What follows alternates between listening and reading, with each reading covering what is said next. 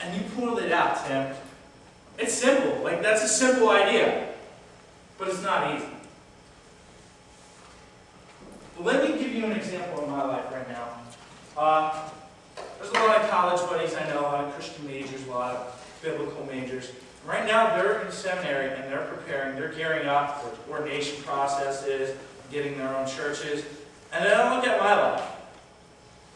And I'm like, well, I'm not really progressing forward in that manner. So sometimes I'll start to feel I'm not doing the right thing, you know. I should be progressing forward. I need to be going on. You know, doing the youth group thing, that's good. That's good for progression, you know, I'm getting experience. But what about these autistic kids?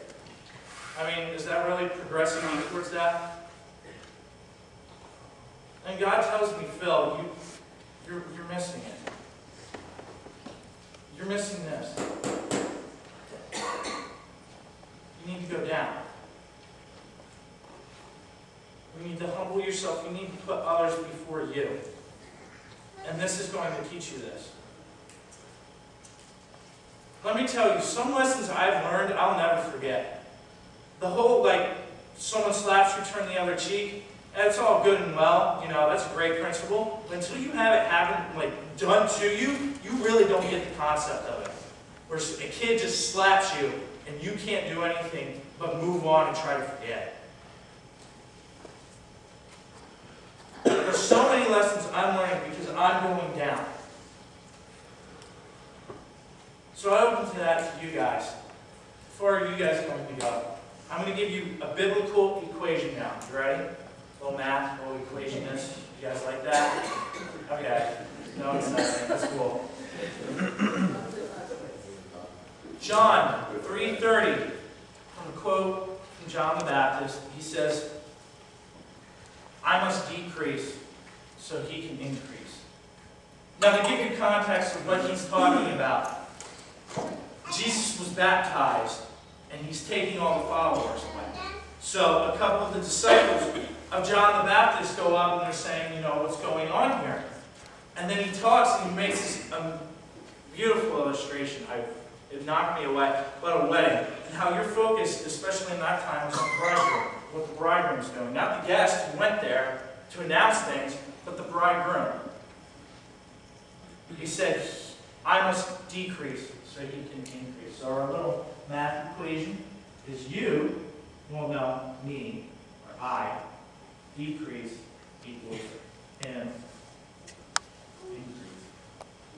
You know what we call that? Nope, it's not broken. See? Not broken. But, you guys know what the fancy word is for that? I kind of used it a little earlier. Are you talking about inverse proportion? There we go. I didn't use that. I was thinking correlation. In reverse proportion would be that. When one goes up, the other goes down. If you do the opposite. So, let me tell you a problem I have in my life. The number one person who gets in God's way is me. I get in his way.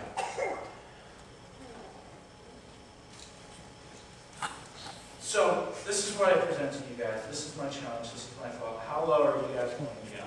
Because Christmas is when we got a glimpse of this.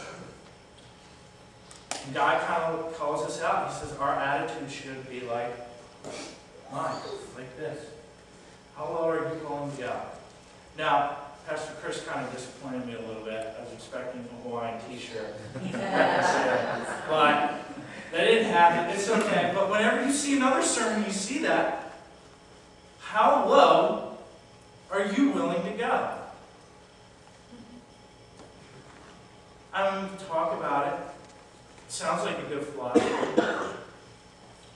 It sounds simple enough. I mean, I just put others before me. It's not hard. Well, it's not complex. It's a very simple idea. But it's not easy. That's actually a quotation. It's simple, but not easy. Not easy. That's Mother Teresa.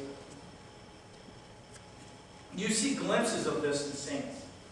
This idea of just going low. I remember the comment someone made We're at some church meeting. Not everyone's supposed to be Mother Teresa. And I understood what they were trying to say in that. But you know what? Our attitudes need to be better than hers. Because of the example we were set. She got the right idea. She said, everyone else goes before me. Because when I decrease myself, they see God. Because He is increased. When I get out of the way, the only one who can come through is God. And then they see His love, not my love. We kind of forget that we're vessels for God. So I end you with this one question. How low will you guys want to go? Because our example, our God, the one we celebrate, whose birth, His human birth, we celebrated a couple days ago, set us a huge example. How low He was willing to go for us.